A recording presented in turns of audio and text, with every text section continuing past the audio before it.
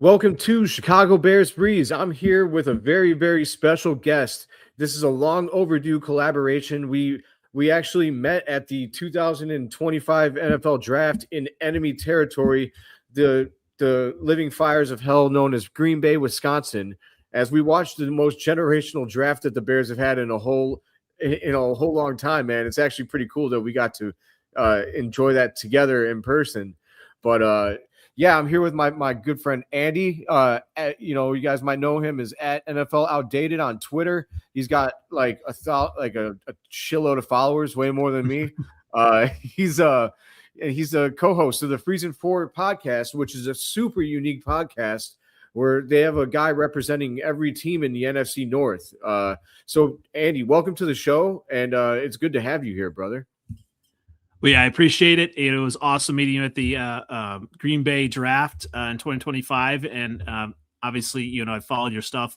Great stuff that you have going on, and always positive connect. Linked up with another Bears fan, and especially someone who's doing great content. But we have ours every Wednesday, 9:30 CST, and basically I just kind of started connecting to people on Twitter X, and finding people that had something to say about their team, so I could learn about their team, but then also just we have a fun time, and we don't take each other too seriously.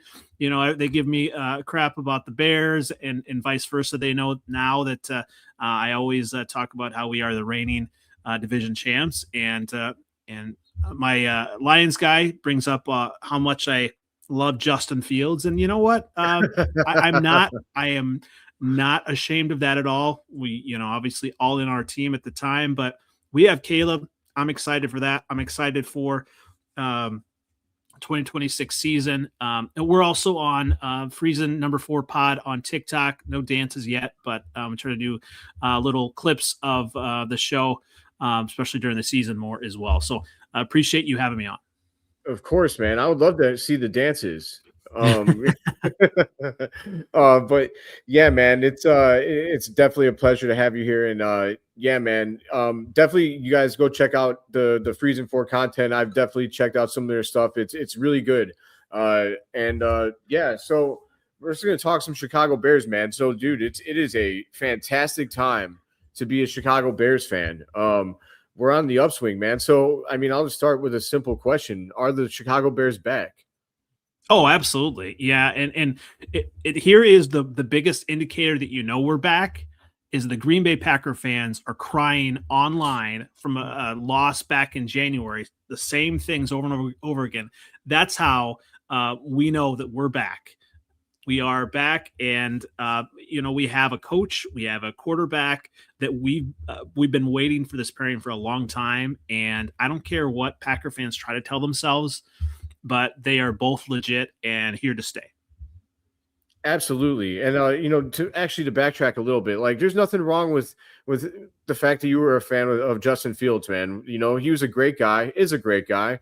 And we all wanted to believe, man. There's nothing wrong with being a diehard fan of a team, but at this time, though, we got Caleb, and Caleb is the truth, man. And like you said, no, like Green Bay fans are in complete denial. It's pretty hilarious. How many of them, think that are trying to still like brush us to the side? Like you guys just gave up 2 historical comebacks to us. Caleb is literally making a name off of your back, and you guys don't think that we're a threat. Like that's complete garbage. Yeah, absolutely. And I think, obviously go back to your Justin Fields stuff too. I think, we had a coach, general manager in the past, just didn't know how to, develop talent. And so obviously I think part of, the problem with Justin is that he didn't get that proper development or proper, offense to really kind of, grow into the quarterback he could be. I still hope that he does well. Maybe he'll get a shot for a few games in Kansas City to kind of show things if Mahomes isn't back to start the season. So, I mean, it's all love for him and, for me at least. But it's there's no denying that the talent is there for Caleb even more so. Obviously, just the plays that he has made in crunch time. And I know obviously it keeps getting thrown out, his completion percentage. I always, throw back, well, with that, we won a division and we won a playoff game, so it's going to be scary when he starts to clean those things up in the second year of a Ben Johnson offense. And that's what I love. That's what I'm excited about. I'm just excited to, see his leadership as well. And, obviously this, on Twitter X that, people are saying, well, it's a one year wonder. Open up your eyes. It's absolutely not. You have a coach that is pushing his quarterback to be great, and a quarterback that is listening and, eating every moment of it up and ready to kind of continue to lead us to where we haven't been, obviously, in a long time. Absolutely, man. Yeah, it's not a 1 year wonder. I mean, this is what Caleb Williams was supposed to be. He was drafted to be this, and putting Ben Johnson with him was the perfect answer. Like, I don't think he could have asked for a better, sensei to kind of bring out the best in him. I mean, what are your impressions of Ben Johnson after year one? Yeah, I mean, just kind of listening, obviously, to him, but then even listening to other people talk about, they go into the building, and it's, clear that everybody is talking his language, and it's just everybody's in lockstep with what he wants to do and because they see that he is accountable, or he is making the players accountable, but he's also accountable himself. Like, he doesn't just call out the players, he is calling out himself, and I think that type of atmosphere. I mean, obviously you have talent there as a coach offensively, that he's dreaming up plays that obviously are going to be solid against the defense. But then you have one voice that is really it's just the whole culture has changed, and that's what is exciting to me to see and hear. Absolutely, man. And, especially on the offensive line, like what a turnaround. Getting Joe Thuney was really he's everything that he was cracked up to be. It's very rare that you acquire a player that has his reputation couldn't have been higher when we acquired him, but yet he almost surpassed it in a way. Like, his bar was so high, and he still beat that bar. Like, I mean, first ever recipient of that, offensive lineman of the year award. Insane that a Bear was the recipient of that in the first year, after we haven't had a good offensive line in what seems like since the Super Bowl run. I mean, Jay Cutler, we were talking his entire career about how we couldn't protect that guy. So, what a turnaround on the offensive line. And and while I'm talking about them, I want to ask you, I'm going to kind of put you on the spot. Do you think that Darnell Wright can make the All-Pro team this year? Yeah, absolutely. And that was the thing. Obviously, when Ryan Poles came in, it was an offensive lineman. That was in his background. We thought, he would kind of be the one to help turn around. And obviously, I think, he has made some missteps on some of those pickups, but him paired with Ben Johnson, I think that's definitely helped a ton. And so, yeah, I think Darnell Wright, obviously for us, was the right pick at that moment. It wasn't the sexy pick, it was the pick that was needed at the time.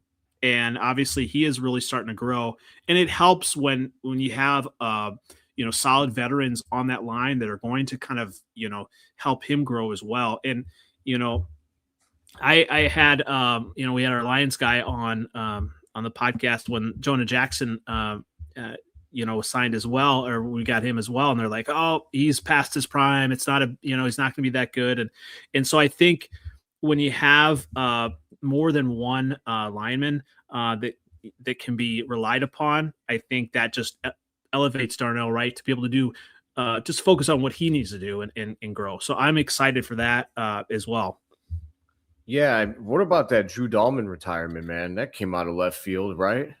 Yeah, it definitely stunk, and obviously, that's one of the big things that Packer fans are kind of latching on to. Well, he was great, and obviously he was, and I think, with how physical it is in the trenches, I don't blame any lineman or any football player for kind of making that decision to retire early. It sucks when it's, our team is starting to ascend. But what I really love is kind of what they've done. Obviously, trading for Garrett Bradbury. Now, he had his issues in Minnesota. He's had his issues, even with the Patriots. But, obviously he was in a Super Bowl, so that's amazing. And what I love that we did also in the draft is we got the kid Logan Jones out of Iowa. So we have a stopgap. We have a plan. It's cool to see a plan on the line. As Bears fans, it's kind of just been like, well, I guess we'll duct tape something together, and it's like, well, what's the plan? Well, we don't know. Yes. Even like you talk about Ozzie Trapillo, I mean, that was kind of like a find as well, right? And, they've really developed him. And then like another kind of player that I don't know about you, but I kind of like, you wrote off was Braxton Jones. And it sounds like this offseason, he's really put in the work and he's, looking better than he has since his rookie year. So we have a plan on the offensive line. And as you know, and as my Detroit Lions guy, Seven Pletter on the podcast, always talks about, if you have a line, that's huge, and I think when you Darnell Wright all the way across the board to Trapillo, Braxton Jones, whoever's going to fill in, there for a little bit, I'm excited for this offense, and obviously skill players, but that offensive line is just I love the plan. I love what we're doing. I agree. Yeah, I mean, you can have all the skill players in the world, man, but if you're not blocking it up front, you're dead in the water. I mean, you can't even get off. You can't even get off a go. So, I mean, it's a great thing that I'm really excited to see what Braxton Jones actually brings this season, because like you said, people wrote him off. I mean, I definitely wrote him off. I mean, I was like, this guy is just not going to be it, but if he could really bounce back this season and have a good year, now that, because, Trapillo, I don't know if he's even going to be ready this season. He might be out all year. I know that his injury was really ugly. So, as long as, Braxton Jones can step up and fill that gap and not just, kind of not maybe just Band-Aid it, but also just like actually bring his level of play up, and he'll be playing next to Joe Thuney, which I think that'll be really good for him. So I'm excited for the plan too, especially, like you mentioned at center, we have a stopgap, we have a long-term plan, and that's going to be what allows our, skill players to shine. And then, but speaking of the skill players, we did say goodbye to DJ Moore, a great Chicago Bear. We'll always, that catch he had against the Packers in the second game against them last year was legendary. I mean, it's going to go down. We'll be playing that back forever. But what do you think that the Bears are going to be taking a step back into wide receiver core, or do you think that Luther Burden is ready to kind of take that mantle on?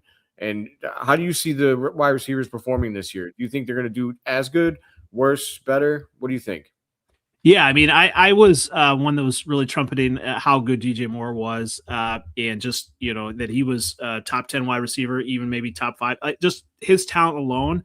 And so I was, I loved what he had been able to do as a Chicago Bear. And I just think, with how expensive he was, he didn't fit in the offense with, how much Ben likes to move things around. So, so it made sense to kind of let him go. And I'm really actually hoping it's a Bears-Bills Super Bowl. That would be amazing. I want to see DJ do well. Obviously not if it was versus us. But overall, I think we're going to take a step forward.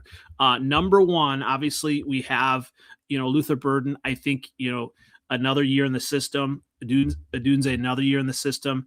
And we have these other players, these role players that I love that, I think that Ben Johnson loves to use in the offense. Khalif Raymond, he's kind of, one that he used in Detroit. Scotty Miller is going to be interesting. I think Jade Walker might be an interesting one to watch as well. In just, if he steps up into that role. So we have a lot of different players. And, if Xavier Thomas puts some stuff together, I'm I really, like him. yeah. It's so like depth wise, I think we're in a better place than we were last year.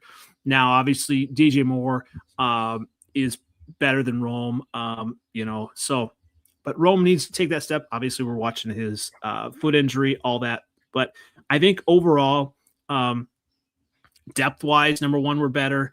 And number two, the second year in the system. I mean, obviously, it makes a difference when you have receivers, quarterbacks, everybody on the same page in the second year of a system. Agreed. I'm really excited for the year 2 aspect of all of that. A lot of people say that is normally when a quarterback takes a big jump. And not only that, I mean, his third year, being in the league, you roll all those things into a ball. And I feel like Caleb is coming into this season with utmost confidence. I think last season did wonders for him. He knows what he could do in this league. Everybody has been telling him all off season, but he doesn't also strike me as someone like I think that he really is striving to be one of the greatest quarterbacks of all time. And when he's got that goal, he's not afraid of the hard work. He's not afraid to, I guess, embrace a challenge. And it goes all the way back to when we were going to draft a guy. And I'm sure that he had advisors that said, you should ask not to go to the Bears. Like, the Bears are where quarterbacks go to die. And he looked at that. He said, screw that. I'm going to break that. I'm going to be the guy that changes that narrative. And that says everything to me. And, that's something I just really love about Caleb Williams. And, also, like, I don't want to pass his name up before I also say Jade Walker. I'm also excited to see what he does bring this season. But I think Luther Burden is really primed to break out this season. I wouldn't be surprised if he's, at least by statistical standards, our number one wide receiver after this year. But not because I think that him and Rome are different players. Like, Rome is more of a possession type receiver to me, and Luther is more of a yak guy. He's kind of the same receiver as DJ Moore, so it kind of makes sense why they did what they did, promoting him and trading DJ. But Xavier Thomas, to me, I just did a video. I think that he is a sleeper player. Nobody's talking about him, but we've got all of these weapons. We haven't even talked about Colston Loveland yet. And then you got Xavier Thomas, who nobody's going to be paying attention to because we got people everywhere. He's got 4.28 40-yard dash speed. Like, he's going to take the top off the defense. I'm really excited to see that. But I mean, in Colston Loveland, my God, how good is that guy? Like, I mean, do you think that Colston Loveland is going to take his, a lot of people are saying top 3. Do you think he's going to be that this year? I think he is, absolutely. I mean, you looked at him in the playoffs, and Caleb was looking at him at the biggest moments. He's going to catch it. He's going to just get open. And what I love about him is he's not just a tight end, right? I think they're going to be able to use him in different parts of the formation. And I love what Caleb was saying on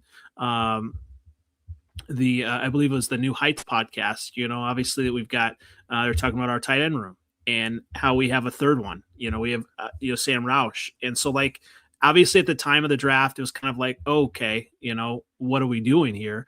But obviously, right now it's in Ben we trust. He is making the offense to be what he wants it to be, whether it's offensively or defensively. And I think you have 3 talented tight ends. You have all these different wide receivers. The defense is not going to know what to do, who to cover. And I think that's, the cool thing about Ben is he knows how to create matchup problems. And we've seen Colston Loveland is a matchup problem, and I think we were there when Colston Loveland was picked, and it was kind of like, I was talking to my friend, from Michigan. He's like, you're getting someone good, and obviously the chatter was Tyler Warren or Colston Loveland. Obviously the Bears, wanted Loveland, and he fit what they were needing and wanting to do offensively. So I am absolutely excited for him in this offense in 2026 and beyond. Yeah, man. It's funny, like going back and it's funny how quick that got put to bed. The Tyler Warren thing. Mm-hmm. People were talking about it like probably through like maybe week 6 last year because Colson was a little slow to get out the gates, Mm-hmm. but then once he it was really that Bengals game, I guess, right when he Mm-hmm. took it to the house to really to win that game, and after that it was just like full speed ahead for that kid, and he's a problem, man. And what's awesome too is he's also a good blocker. He's not just like a one-dimensional tight end. He gets dirty in the run game, and you between him, Cole, and then now Sam Roush, who I think that's his big strength, right? Is he's a great blocker. Mm-hmm. I mean, that's going to be such a weapon for us. You don't know if they're blocking, you don't know if they're going out for a pass. I mean, you can do so many different things with these guys, and it's going to be fun to watch. But let's I guess flip the script a little bit here. Let's talk defense because Mm-hmm. now the offense is fun to talk about because it really feels like there's no weaknesses. It feels like we're just primed to explode. There might not be the same thing on the defense. That's going to be the big talking point this year, I think. Can the defense be good enough to take us where we want to go? What do you think about? Are you? I guess I should ask. Do you think that Ryan Poles messed up the draft, or do you feel like he just went with his board and that's just the way it fell? Yeah, I mean, obviously, I would have loved to see kind of pass rusher, picked, but I think he went to his board, and obviously it would have been nice to have one of the top end, pass rushers available, but you have to kind of stick to your board and not just pick someone just to pick someone. I think sometimes, like in fantasy football drafts, we have later on the draft, and we kind of pick people to fill out a roster. Well, they're not doing this. They want specific traits. They want specific things in players. And if it's not going to be there, it's not going to be there. And you have players, obviously, that, that's the narrative, pass rush. Do we have anything? I think we have some players that are getting healthy. Obviously, it's on social media motivated Dio, so you have some of these players. I'll believe that one when I see it, though, man. Right, absolutely. Eight games played and 9 solo tackles. It was a rough year for him. It was, and so I think it's going to be interesting. Obviously, you have like a Shamar Turner. What is he going to do? Point. That's a good point. Ruben Hippolyte. Will he be someone that will kind of be able to be used in some different looks? That was an interesting pick when he was picked as well. I was like, okay, what's the deal? But he's right. I believe, didn't he start? He had to start versus the Steelers, I believe. He played a little bit. Yeah. So you got some of these young players, and people are forgetting about Austin Booker. I know Packer fans, online they've been crying for a while about Austin Booker, how dirty he is, and but you know what? Yeah, exactly. You know what he did? He got to the quarterback. So that is the pass rush right there. So he got to the quarterback. They're already thinking about him. I think that's part of it. You getting in their head. And it sounds like, off season, he's, looking pretty good now. So we've got some pieces. Is it a finished product? Absolutely not. Am I a little worried about it? Absolutely. But obviously, if we've got some veterans and some people that are going to step up, play a little bit better, that's definitely be a positive because, here's the thing. Maybe a lot of them are gone after this season if they don't do well. So we'll kind of see how that goes. So a little worried, but I am hopeful. Yeah, I'm really excited for what Austin Booker can do because, I mean, the book on him when we drafted him was that people thought that if he maybe spent one more, year in college, that he would have been a much higher pick. So I think people even said that he had like similarities to Max Crosby, and I obviously he hasn't played at that level yet, but if you never know, man. I mean, the jump for a defensive lineman can be pretty big if, like, if his body is catching up to the skills that he's learning and stuff like that. He's becoming, more, he's transforming from, a young man to a grown man type of thing, Mhm. that makes a difference. And I would love to see him take a big step. If he can get closer to 10 sacks, then this unit will be much better off. Mhm. And the other thing too is, like, can we get something from Grady Jarrett this year? Mhm. I mean, the guy was so good in his press conference last year. Like, he Mhm. was Mhm. money in the press conference, and then I didn't hear his name all year.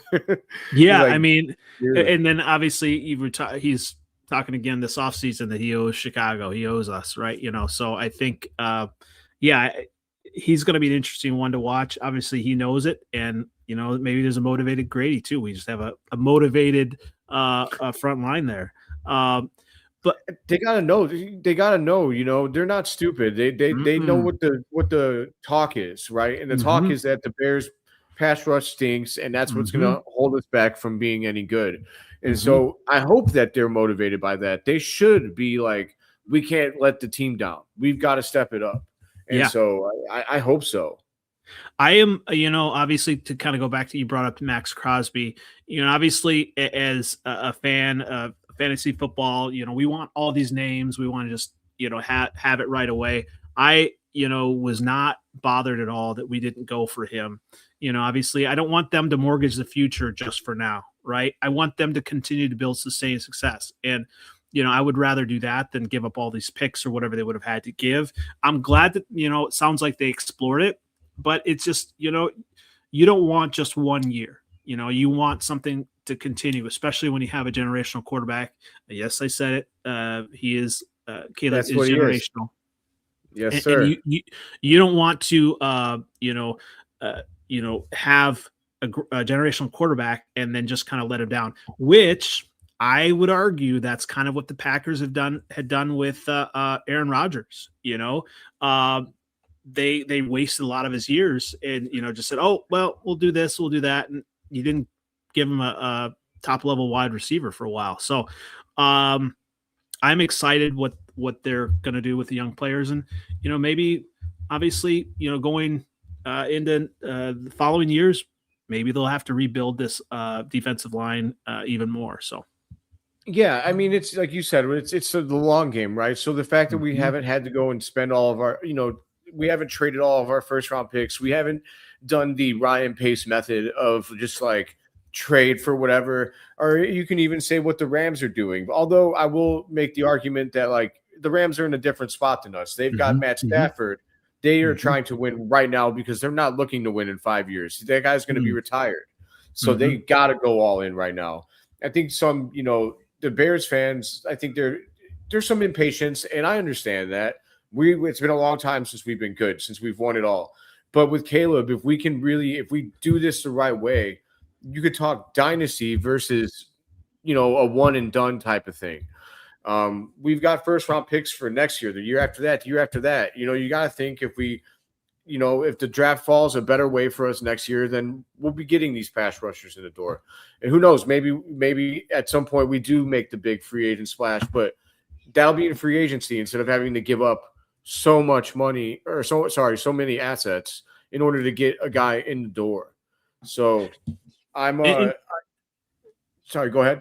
yeah, and obviously we've talked about this. We in Ben we trust, right? And I Ben think will try. but we also have a fantastic defensive coordinator, right? We do. Dennis Allen. The way he cobbled together and pieced together that defense. Steelers won us that game. We had no linebackers, and No, I oh feel my. like obviously I think that's the big thing that I hear as well. Well, you lost all these players that had turnovers, had interceptions, and well, there's a reason that we let them go, and they didn't Yeah, get very big contracts. Tremaine was good when he did turn the ball over, but he also, there's so many plays where he's out of position. If you go back and you Mm-hmm. watch, like, he was not very good in the run game. He, we I think Devin Bush was a great signing. I thought Mm-hmm. that he was an excellent signing. He turns the ball over too. He had two pick sixes last year, I think, and one of them was like 93 yards. He's a faster guy. He should be able to do ideally give us more consistency from those positions. And then also, at safety too. I mean, talk to me about Dylan Dieneman, man.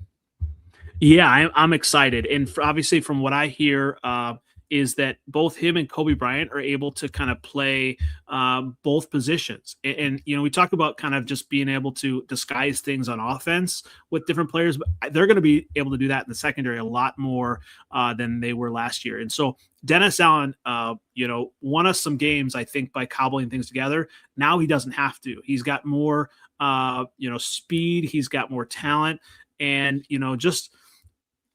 I didn't really think he was going to fall to us. I didn't really kind of look at him as much, but like he's able to do a lot, and just the quickness and just how intelligent he is. What I love as well is Kobe Bryant. He went. Did you see this? That he went back for the ring ceremony with the Seahawks. They got their rings.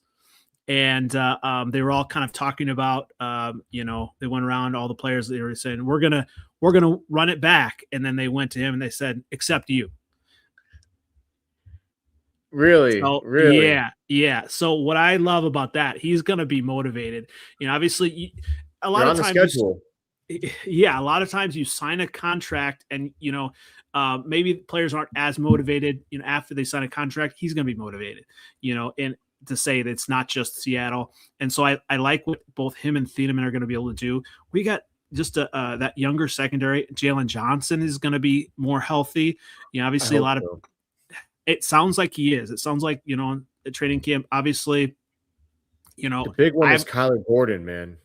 It is. That really is. And, God, man. That He's does so stink. Good too. He's so good. He is. And, obviously I think, so Kyler Gordon, I think he's going to be motivated, from these other players as well, so that might be the biggest question mark is Kyler Gordon. I think it's going to be interesting in camp. Tyreek Stevenson, like, does he keep his starting job? Because, you hear so much good about Malik Muhammad, right? Like, I think he might be, playing. Yeah. Okay. What do you think? Yeah, I mean, I'm solid on that. Yeah. I mean, get him. Here's the thing, and I've gone back and forth, and I hate to keep bringing up the Packers. All right, but screw those guys. Keep bringing them right. I've been told kind of online, well, Matthew Golden's a talent. He's going to, explode this year and everything like that. Well, here's what the Packers, they always have like a 1 year redshirt year, and they say, well, we always have 1 year, and we just don't play them the first year. And I said, how dumb is that as a coach? That's the stupidest thing I've ever heard in my life. You have talent, get that talent on the field, and try to scheme things up for them. So like Ben Johnson, Dennis Allen, they've got this talent. They're not waiting a year. They're going to, if Malik Muhammad is better than Tyreek Stevenson, they're going to get him on the field somehow. If, Kyler Gordon's injured, they're going to get him on the field. And that's what I love about Ben Johnson, about this coaching staff, is they know what they're doing. Obviously, we've been waiting so long for that. And it was so cool. I mean, this time last year, there's so many question marks. Like, well, I don't know if this Ben Johnson can do it. Oh, I don't know if Caleb can take a step. Well, he did, and so many questions about left tackle, and we've seen how that worked out. People were massively worried about that going into last season, and it ended up working out just fine. Shapiro stepped up, I know he's out, but you see Braxton Jones is stepping up, next man up, man. That comes from the coaching staff. They've got these guys motivated. How do you motivate guys who are millionaires? That's a big thing, right? Matt Eberflus didn't know how to do it. I mean, you go look at the post-game pressers, even when the Bears won under Eberflus, look at the Bears then, look at the Bears now. It's night and day, and that's the difference. The only thing I'm not necessarily worried about it, but I guess it can be worrisome, is some of our position coaches left, and we were loaded there. We had some really good ones, and how did will that have an effect? I'd like to hope that Ben hit everything on the money the first year. You know, he had to bring in replacements. Let's hope that he did the same thing this year. But at the end of the day, it's all about Ben and Dennis Allen. And I think those guys, they're great motivators. And if you can't get motivated by these guys, like you don't belong here. And we'll find out. They'll find out, and you won't spend very long in a Bears uniform. Yeah, absolutely. And you know, I know a lot of people are saying, well, the Bears are going to take a regression. They've got a tough schedule. You know, well, first of all, I believe this time last year we had the second toughest schedule. Yep. You know, and how that turn out? All right, Ben Johnson's first year, just fine. You know, second of all, you know, people might point to if we're losing coaches. The Lions lost coaches and they took a big step back. Okay, well, we didn't lose as many coaches as they did. All right, we didn't lose, you know, the impact coaches that you know, obviously that we need. What I love, I mean, you brought up wide receivers, Antoine Randall. I love that guy. Stud. Love that guy. Yeah, and we may lose him, you know, obviously, you know, but I love him. You know. Yeah, I honestly, like, I hope not. I feel like an idiot for not. We still have Declan Doyle, right? No. He went to Baltimore. Although, you know, interesting enough, I'm not sure if you know, Declan Doyle is the son of a longtime Iowa strength and conditioning coach, last name Doyle as well. So he was younger. I think he deserved to kind of go on and be an offensive coordinator. I don't really know how much he was actually doing, right? You know, I hear kind of now even in, you know, training camp that, you know, players are talking about how Ben Johnson does all the installing of the running game himself, you know? So like, you know, we have not only a competent offensive coordinator and head coach, but just, you know, one that is, you know, super smart and knows what he's doing. So I'm not necessarily worried about that part of it. Yeah, I you know, that's my bad because I don't know how I missed that, but Press Taylor is the offensive coordinator now. So yeah, okay, that's it's just one of those positions because Ben is really the offensive coordinator, so it gets overlooked. And I guess, you know, Mikey makes a good point there that, you know, underestimating the impact Press Taylor will have on the offense. I'm all for it. If Press Taylor can make an impact on the offense, then I'm here for it. It's just, you know, he's in a position where we'll probably, if the Bears offense continues to be really good, that's a position that I think will end up changing a lot because people are going to be like, well, we want the Bears offense is doing good. We're going to pluck a guy. They're going to pluck the offensive coordinator because he's not getting the call plays. So if they offer him play calling duties somewhere, they're going to leave. So that's probably going to be while Ben Johnson is here, a position that changes quite a bit. That doesn't mean that they can't have an impact though. You know? Yeah, absolutely. Yeah. Isn't it crazy? We were talking about that with Luke Getsy. Yeah. Yes. Luke Getsy. I mean, dude, it was a circus around here. I mean, you know, it was kind of reassuring though when he went.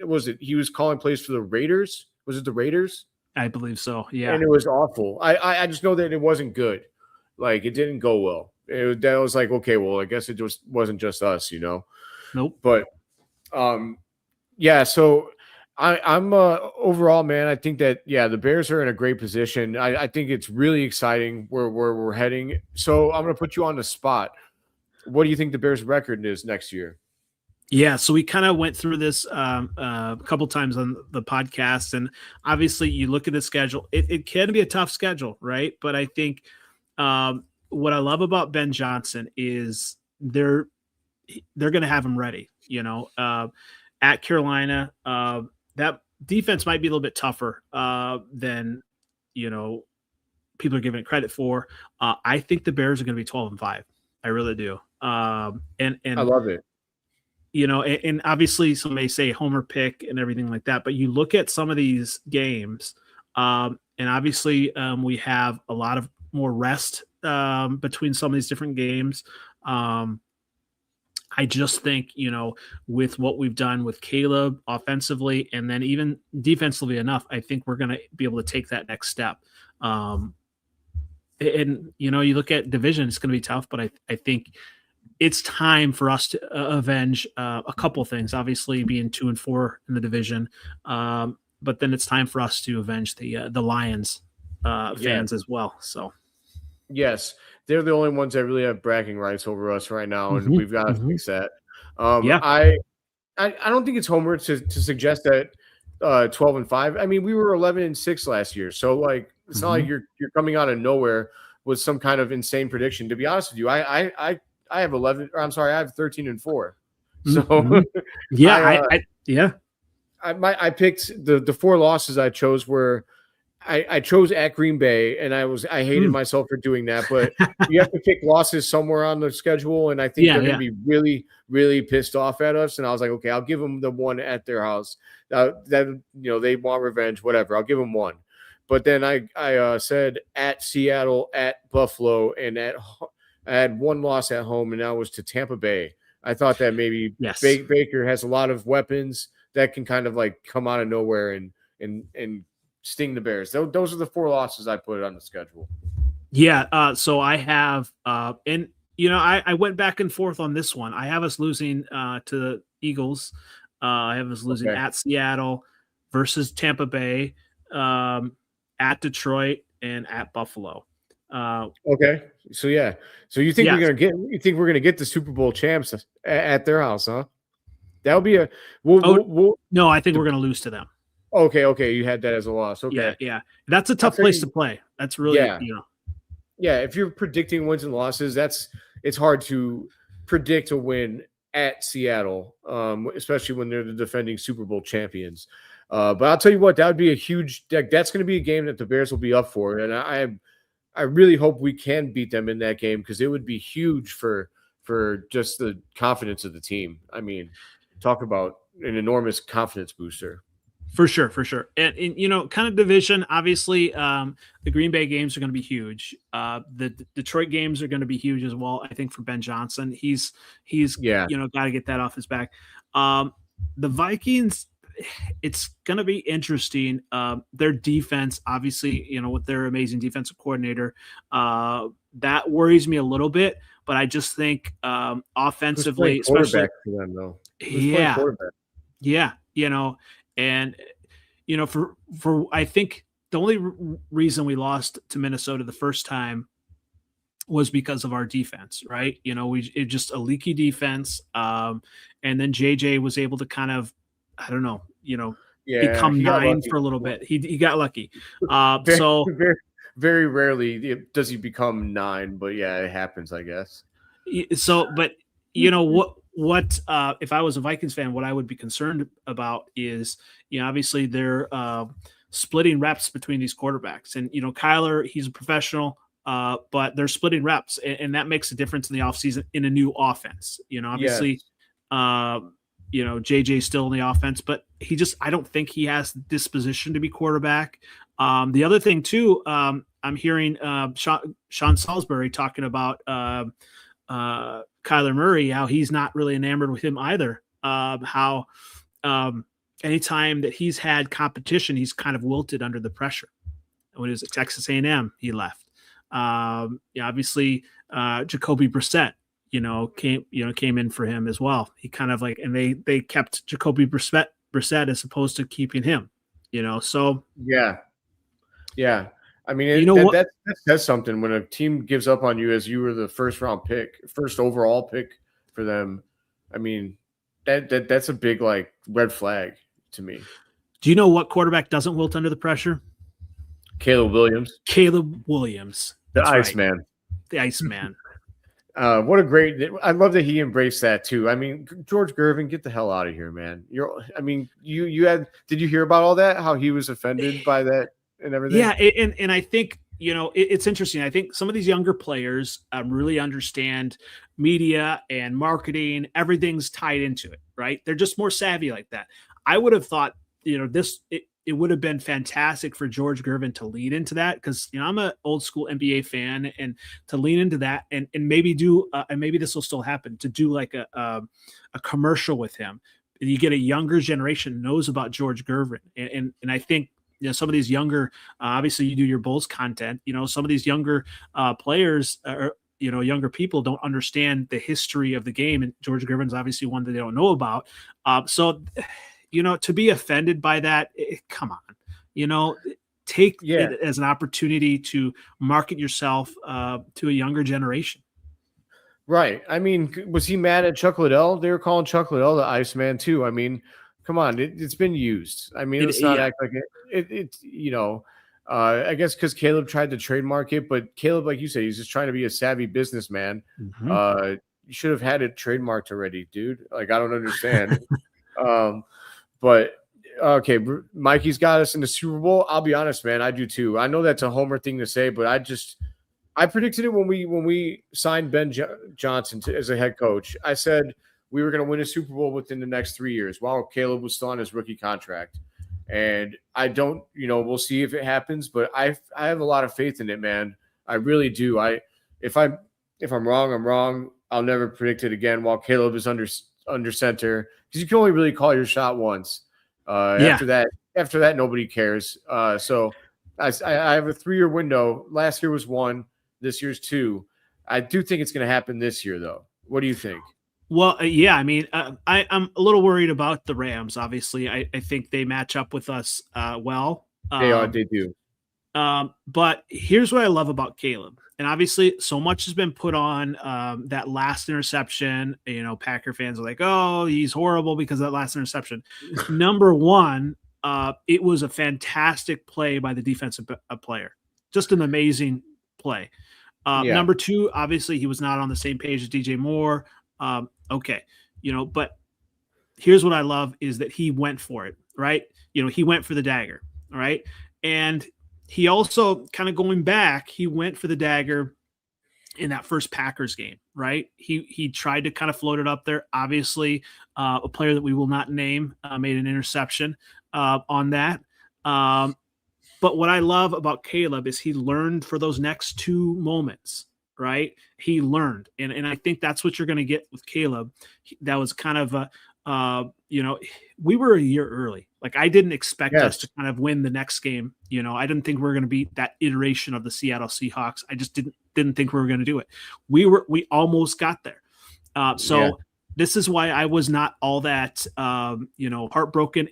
It sucked, obviously, that we lost, but I was like, man, this team, this quarterback, so Caleb's going to learn for those moments, and he's not afraid of those moments. He's going to go for it, and in a way that's different from what Jay Cutler. I feel like Jay Cutler went for it in those moments, but he didn't have that talent. He was talented, but he just didn't have the talent that Caleb has.